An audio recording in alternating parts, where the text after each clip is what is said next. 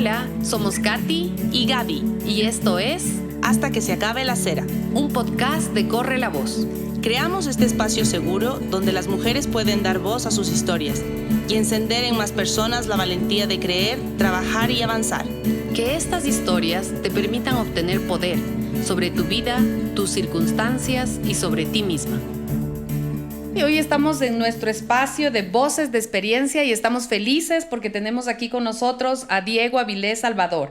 Bueno, ¿quién es Diego? Es especialista en gestión de recursos humanos, se enfoca en el cambio y fortalecimiento cultural en diversas industrias y es escritor de un libro, el libro 5 llaves para motivar guía a líderes, para impulsar la motivación y compromiso de sus colaboradores.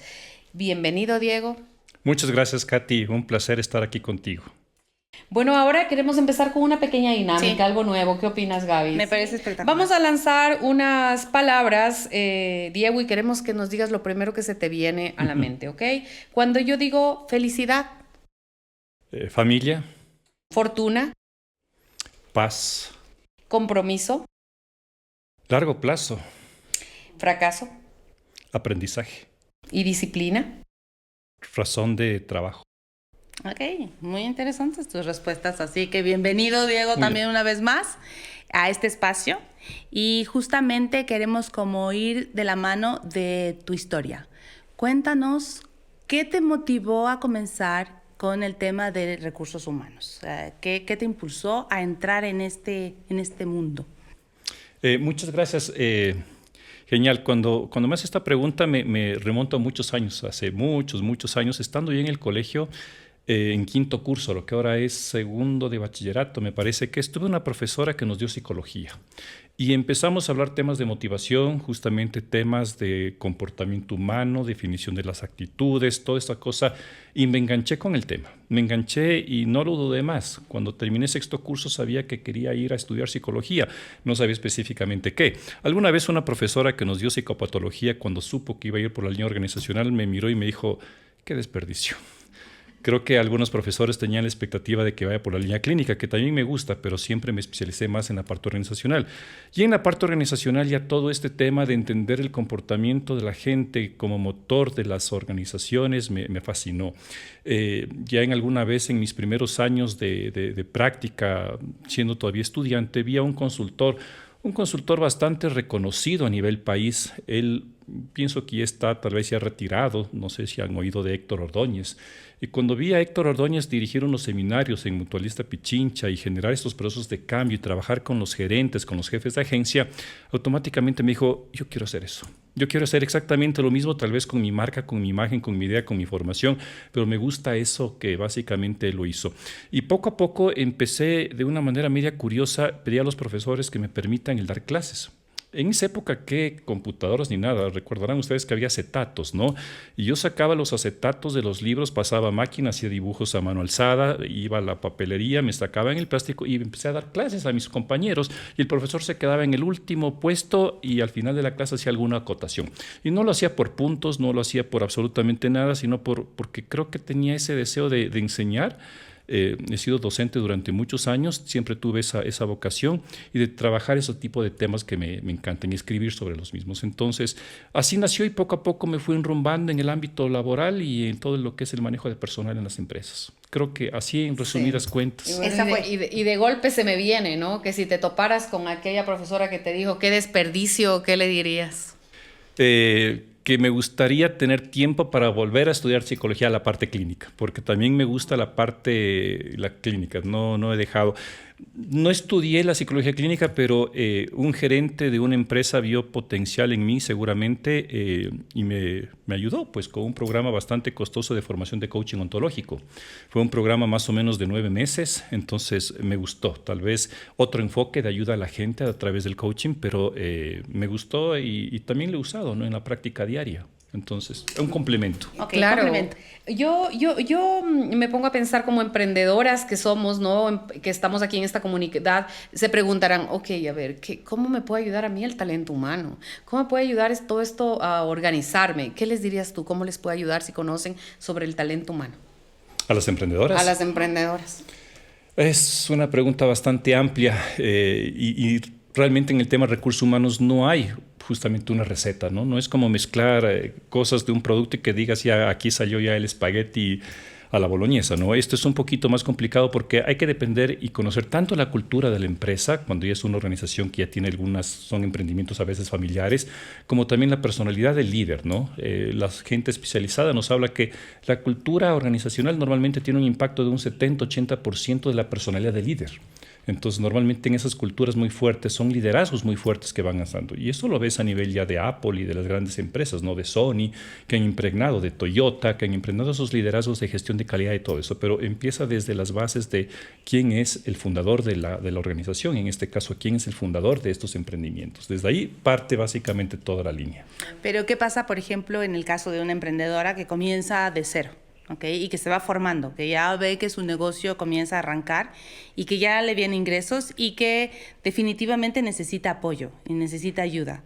¿Qué pasa con esta emprendedora que pues comienza a tomar carpetas de varias opciones y qué es lo que bajo tu experiencia, bajo tus conocimientos, debería tomar en cuenta antes de tomar una decisión de contratar a alguien o de unirse con alguien? Mira, yo creo que el tema de contratar y de tener a alguien es muy importante el tema de esa persona que te genere ese tipo de confianza, ¿no? Bien dice alguna persona, decía, la gente no renuncia a las empresas y no renuncia a los malos jefes. Entonces sí debe haber un tema de que la persona te genere un tema de confianza que es importante. Pero por sobre todo creo que también es importante que la persona tenga deseos o esté muy alineada a lo que tú estás buscando como visión de futuro. Porque el emprendedor cuando está empezando, está en sus inicios, digámoslo así, tiene que direccionar y tiene que pensar hacia dónde quiero llevar esta organización, este emprendimiento, y quiero invitar a la gente conmigo que se sume a este barco bajo este sueño. Entonces tiene que ser un líder que venda, que comparta una idea de sueño y aquella persona que no simplemente vaya por un tema de un sueldo básico o de un horario de trabajo. Lo ideal sería que vaya esa gente que diga, yo estoy comulgando con ese tipo de ideas. Así como un espacio similar a este, donde tú tienes así un equipo de gente que trabaja contigo, es gente que dice, le apuesto acá a ti, le apuesto justamente a lo que están haciendo porque compartimos esa idea y eso se hace mucho más fácil luego ir consolidando un equipo de trabajo. ¿Y qué pasa, por ejemplo, en el caso nuestro de la realidad en la que vivimos? Ok, tu primo se quedó sin trabajo y tú eres el emprendedor. Y entonces dices, entre contratar a alguien ajeno a contratar un propio, pues no, pues le voy a dar una oportunidad. Y le contratas. Ahora, ok, tal vez no está afín a ciertas habilidades que tú esperabas, pero ¿cómo haces que un líder pueda proyectar o direccionar esas habilidades que tal vez o no están o están muy bajas? ¿O cómo logras? Porque finalmente es un hecho. Ese es uno de los grandes desafíos y los grandes problemas, porque evidentemente, y fíjate, en el Ecuador, si lo vemos a nivel muy macro, las grandes empresas son corporaciones familiares. Lo que tú ves, Grupo El Juri, todos los grandes grupos, Supermax, etcétera, etcétera. Pero a nivel pequeño tú te vas rodeando de la gente justamente que genere ese tipo de confianza. Y en algún momento sí, en algún momento suele suceder que se van viendo que no tiene esos conocimientos, no tiene esas habilidades y es importante de alguna manera hablar con la persona y decirle, ok, no te quiero fuera, pero estamos creciendo y tal vez necesito otra persona que esté acá. Yo he visto en algunas empresas grandes, evidentemente, que les van formando desde corta edad, ¿no? Los van haciendo parte de la institución porque es un patrimonio familiar y van aprendiendo desde abajo, desde que son muchachos, inclusive, ¿no? Entonces, en algún momento vas creciendo y vas a necesitar gente que sepa hacer las cosas de alguna manera y tú como emprendedor, a la gente que te rodea, a la gente cercana de confianza, a tu familia, pues que se apeguen a esas profesionales para que vayan aprendiendo también el negocio como tal. Ciertamente, en algún momento la gente se da cuenta de que ese no es su camino, ¿no? Mi hermano es el empresario, mi padre es el empresario, pero yo quiero ser artista. Entonces, yo mismo me doy cuenta de que este mundo de empresa tal vez no es para mí. Y a veces ellos mismos van encontrando su propio camino por allá, ¿no? Entonces, hay que ir monitoreando, hay que ir viendo cómo se van dando la situación de crecimiento en la empresa, pero rodearse de gente que te vaya sumando el equipo, ¿no? En el libro cito una frase que alguna vez escuché de un colega que decía, si no tienes el equipo de tus sueños, olvídate de tu equipo o olvídate de tus sueños. Entonces tienes que en algún momento ceder en algún caso ni darte cuenta. Ahora que estamos hablando de todo esto, me doy cuenta que es muy importante quién es el líder. Y para construirse un líder, un emprendedor, debemos estar en constante aprendizaje. ¿sí? Y tú, una vez que estés en constante aprendizaje, formas un equipo, ¿ok? Y este equipo traspasas estos conocimientos y los vas mejorando. Es lo que yo entiendo que debemos ir construyendo. Y dentro de este mundo y de tu libro, que lo he leído, hablas mucho sobre las habilidades blandas. Es algo que hoy se oye mucho. Nos gustaría, Diego, que digas primero qué son las habilidades blandas y por qué son importantes, incluyendo al emprendedor, al líder, por qué debe desarrollarlas. Porque a veces hay líderes que dicen que ellos hagan, que ellos desarrollen, ellos, ¿y yo qué hago? ¿Sí? Al inicio dijiste algo súper importante e impactante, que todo negocio va a depender del líder. Sí. A ver, remito nuevamente un texto bueno, antes de remitir a una idea de un texto, justamente ya que lo mencionas, el tema del libro, hay un tema bastante importante cuando hablamos de la parte justamente de lo que es todo el tema de liderazgo y de habilidades blandas, ¿verdad? Y es que tú las vas desarrollando, muchas de estas, conforme te vas educando desde el inicio y casi inconscientemente. Yo siempre digo, chicos, ustedes no están estudiando álgebra ni física, ustedes están desarrollando pensamiento analítico. Chicos, ustedes no están estudiando literatura, ustedes están a lo mejor desarrollando tema de lenguaje. Y empiezas a desarrollar inconscientemente. Entonces, evidentemente, el contexto es el que favorece ese tipo de cosas. Por eso, los estímulos a los que tú estás expuesto desde corta edad te van dando esa pauta para que tú vayas desarrollando ese tipo de habilidades. Y evidentemente, cuando somos muy aprensivos y no dejamos que nuestros hijos lo hagan, evidentemente luego se hace más difícil cortarse el cordón umbilical, lanzarlos al mundo, porque no tienen las herramientas, las habilidades blandas para hacerlo. Entonces, el liderazgo es, como digo, un componente muy amplio, es demasiado general, pero sí todo líder debe tener cierto tipo de habilidades blandas para poder de alguna manera encaminar a su equipo de trabajo. Volviendo al tema del libro, yo recuerdo una frase que la menciono mucho de un rector que tuve, un rector que era jesuita, el padre Rivas. Me acuerdo claramente de esas cosas que te digo, por qué después de haber pasado 40 años todavía te sigues acordando de eso, ¿no? Y el padre decía, muchachos, yo no sé por qué muchos de los alumnos de aquí, los más estudiosos, los más matones, como decíamos nosotros, los más aplicados, no necesariamente son los que van a tener éxito en la vida. Y este padre decía, no me pregunten las razones, pero sí es. Y a veces los más ociosos, los más dejados, los más vaguitos, ellos son los que lideran normalmente. Y como suelo decir en el libro, pocos años después, Daniel Goleman en su libro de inteligencia emocional nos da la respuesta, que es justamente como una base de la inteligencia emocional, las habilidades blandas, que hace que estas personas se destaquen sobre muchas otras que han desarrollado otro tipo de aptitudes o no las han desarrollado, ¿no?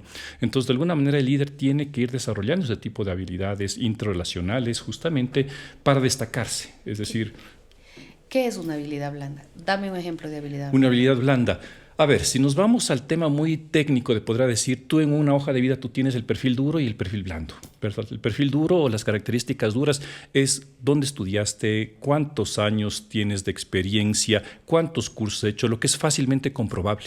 Eso es el perfil duro. El perfil blando es lo que está abajo, es como ese gran iceberg que tú dices, veo la puntita y es lo que se ve en la hoja de vida. Lo que está abajo es lo que el emprendedor y toda persona tiene que indagar, que son motivaciones, que son valores, que son personalidad del individuo. Podría ser disciplina, perseverancia. Orden y calidad, perseverancia, construcción de relaciones, todo ese tipo de habilidades. Son competencias básicamente que se entiendo van dando. no te las enseñan en un colegio, comienzan en la infancia. Comienzan en la infancia, sí, la personalidad tiene mucho que ver, te ayuda mucho, pero también el contexto te desarrolla eso.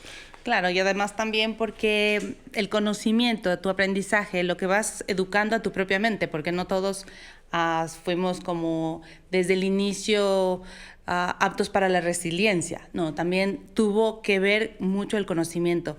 Ahora, Diego, ¿qué pasa con el tema de que nada es constante?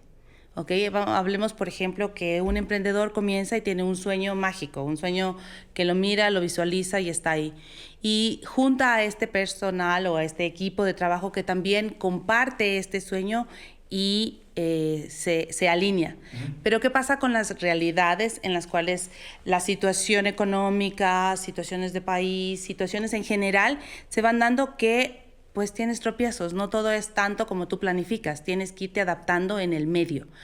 De acuerdo a tu experiencia, ¿qué le dirías a una emprendedora que debe, en su caso, especializarse o debe fortalecer ¿sí? Cuando el camino no es tan derecho, el camino va con curvas. ¿Qué herramientas debería de buscar ahí? Mira, bien, yo creo que hay que analizar algunas cosas ahí. Es decir, yo creo que la capacitación y el proceso de adquirir personal cuando tú eres emprendedor, siempre tienes que estar en continuo proceso de formación y de capacitación con la gente. Es decir, empiezas con capacitación desde compartirle tu sueño y no es que te comparto una vez y ya me olvidé. Es cuestión de estarle diciendo, para eso estamos aquí, esta es nuestra razón de ser y estar continuamente alimentando y recordando si es que los objetivos, las metas hacia donde tú quieres ir están siendo de alguna manera objetivos cercanos. Entonces, poner en cada hito que tú vayas logrando, hacer pequeños, digamos, festejos. Es decir, esos son logros, hay que festejar cuando se ha cumplido una meta, ¿verdad? Porque eso es lo que te va llegando y vas diciendo estamos en el camino correcto, ¿no? Entonces, es importante la motivación continua. Fíjate, yo tenía un profesor español que decía, y recordando lo que al inicio conversábamos, no hay recetas en recursos humanos, pero este profesor español me decía algo muy importante, me decía, si es que podríamos poner una fórmula para que tú tengas gente básicamente comprometida, que es lo que la gente quiere, me dijo, hay dos sumatorios que van de la mano. Y me dijo, es por un lado el conocimiento y por el otro lado es la motivación. Entonces mucha gente quiere tener gente comprometida, pero si no está comprometida, ¿por qué? Cuando no está comprometida, pregúntate dos cosas. ¿Cómo está el conocimiento del producto, de la organización, de nuestro emprendimiento? Si es que algo falla en capacitarse, o pregúntate qué pasa con la motivación de esa persona. Entonces, cuando la gente está altamente motivada y conoce y sabe la razón de ser de su trabajo, y en el libro lo explico muchas veces la importancia del significado de la tarea, la relevancia que tiene que tener la tarea, cómo impacta tu actividad en los objetivos grandes de este emprendimiento, entonces vas a tener gente comprometida. Cuando empieza a fallar este compromiso de la gente, pregúntate, ¿tiene el conocimiento? ¿Realmente está preparada la persona? ¿Hay que darle más herramientas de capacitación? Si las tiene, check, ponemos un listo. Pero si aún así falla, fíjate del otro lado de la ecuación, ¿cómo está su motivación? Y la motivación es conversa con la persona y ve qué es lo que sucede al respecto. Ok, entonces cuando todos decimos ante los emprendedores, decimos siempre, ok, tenemos que enamorar a nuestro cliente. Tú nos invitas a, primero tienes que enamorar a tu equipo. Exacto. Primero tienes que coger y conquistar a tu equipo, hacerle entender por qué este producto, este servicio es importante, meterle toda la esencia de lo que tú quieres que ellos transmitan. Y obviamente, si eres un líder que no quiere hacer eso, no vas a tener el equipo que te va realmente a ti a ayudar. Exacto. Yo suelo decir, no se trata de que la gente se ponga la camiseta, sería el ideal, pero si puedes, no es que se ponga la camiseta, es que se tatúe. Ponte el tatuaje de la organización en la que estás porque eso transmite a la gente, transmite ese sentido de pertenencia. Y cuando tienes sentido de pertenencia es cuando la gente se entrega por completo y dice, estoy seguro hacia dónde estamos llegando. Sí, bueno, y si me pongo un tatuaje, así me vaya a otro lugar, siempre va a quedar conmigo, voy a tener lo mejor de todo esto. Muy bien. Sí. Lindo. Diego, pasa también que, el mundo va cambiando de forma constante, ¿no? Las personas de antes no trabajan a los mismos ritmos o en las mismas formas que tal vez generaciones nuevas. Uh-huh. Okay. ¿Qué pasa con este tema cuando tú tienes, por ejemplo, un equipo diversificado, tanto en edad como en géneros? Entonces, ¿qué pasa con el tema, por ejemplo, de que hay ciertas culturas o tradiciones en las cuales nosotros estamos como acostumbrados a trabajar y no te pares hasta que no acabes? ¿Okay? Pero otras generaciones vienen con el trabajar espacios puntuales de concentración y tienen espacios libres. ¿Cómo podrías tú, bajo tu experiencia, revisar este tema de educación en el trabajo, ¿sí?, en diferentes generaciones? ¿Cómo complementarlas? ¿Cómo no juzgar, sino aportar? Mírate, sí, en efecto, y qué bueno que lo tratas. Tú también has leído el libro, creo, ¿verdad? Si nos leímos el libro, no hubiéramos todos los equipos. Si no estaríamos aquí. Exacto. Fíjate que eso es interesante porque tú lo has dicho. Nosotros, nuestra cultura es mucho de trabaja, comprométete y hay que pensar que estas culturas se dieron a raíz de un sistema que tú piensas saber cómo defino yo el tema del éxito. Y el éxito básicamente de una persona estaba muy medida en el tema laboral. Ya que tú lo has dicho, las nuevas generaciones ya tienen otro tipo de visión. Ya son personas que cumplen cierto tipo de horarios, cierto tipo de responsabilidades, pero es gente que también quiere su espacio muy para ellos, ¿verdad? Y es gente que incluso luego de la pandemia, muchos de ellos han dicho teletrabajo. Y yo veo mucho en redes sociales cómo se estimula para el tema del teletrabajo. Y evidentemente esto puede ser chocante porque tú tienes gente de generacionalmente diferente. Lo que yo te podría decir en este sentido es que la respuesta básicamente sigue ahí en el tema de las habilidades blandas, porque tú no puedes poner una normativa, una regla tan rígida porque un sistema de un tema de cumplimiento de un horario, de una política, de un reconocimiento que tú haces, no le cae exactamente bien al antiguo como al nuevo. Ejemplo, puedo decirte que a la persona nueva le enamoras y dices bienvenido a esta organización y vamos a darte un seguro médico. Un joven de 20 años seguro médico, pero en cambio una persona de 40 con 5 años seguro médico, oye, eso me gusta. Entonces, de alguna manera tienes que diferenciar y diversificar el tipo de servicios o los factores motivacionales, se puede decirle, en función también del grupo en el que tú estás trabajando, ¿no? Tratando de mantener, digámoslo así, ya en un tema de costo-beneficio de las empresas, cómo puedo tratar de hacerlo para unos y para otros lo mismo. Entonces, lo que antes decían, ¿no? Tú en época de Navidad dabas la típica tarjeta bono Supermaxi de $20 y al uno decía, no me sirve para nada, al otro me decía, sí, aquí está la respuesta. Esto con la gente más o menos funciona similar. Tú no puedes utilizar las mismas estrategias motivacionales para los jóvenes que tienen un ritmo de vida, una forma de pensar al respecto, ni para la gente mayor. Entonces ahí vienen tus habilidades blandas, tu manejo de liderazgo, tus habilidades para conocer al equipo y mantenerles adecuadamente comprometidos en base a los objetivos finales, ¿no? Entonces requiere cierta flexibilidad. En base a toda la experiencia que has tenido en las empresas que has trabajado, has asesorado, ¿hay alguna cosa que se repita, que sea muy importante, que debamos tomar en cuenta los emprendedores como para sí motivar a nuestro equipo? Y hay algunas cosas que definitivamente ya no van más, como esto que justo estabas tomando en cuenta. ¿Puedo tomar esto si les gusta, esto no les gusta, como para saber? ¿Hay algo que se repita mucho? Mira, yo creo que el tema básicamente, tal vez de los problemas que más han visto ahora, quizá surge en el tema de la inmediatez. Tal vez desde la época del Internet, hace más de 20 años, luego ahora con la inteligencia artificial, tal vez uno de los problemas y los desafíos actualmente es la inmediatez, que queremos todo al estilo microondas, estímulo, respuesta y hacer las cosas rápidas. Y hay que entender que la gente no es un sistema hecho de microondas, ¿no? Todos son procesos de largo plazo, de largo tiempo. Entonces, no puedes tú esperar igualmente que un niño desde temprana edad ya sea un genio en un montón de cosas, ¿no? Con los empleados básicamente a veces sucede igual. Hay jefes que normalmente quieren y no trabajan en la gente, sino quieren ya el resultado inmediato, la respuesta inmediata. Y cuando eso no se da, lamentablemente en algunas ocasiones piensan que la desvinculación temprana es la mejor solución. Entonces no se dan el tiempo para procesar, para enseñarle a la persona, para corregir sus errores, sino simplemente falló y esto es imperdonable y fuera. Entonces hay también un poco menciono sobre los costos derivados de esta alta rotación que a veces se dan, ¿no? Porque somos muy impacientes, a veces no somos muy tolerantes con estos procesos de aprendizaje, de cometer errores, y toda la gente cuando está empezando comete errores.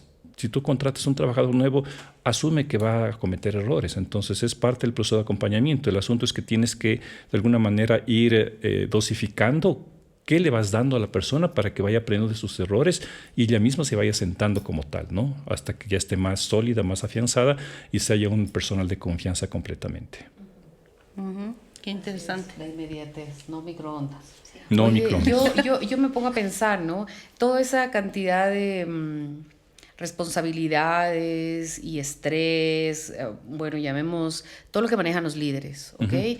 Entonces, adicional a eso, les estás pidiendo que tengan paciencia y que sean empáticos con las personas, que es una clave, ok.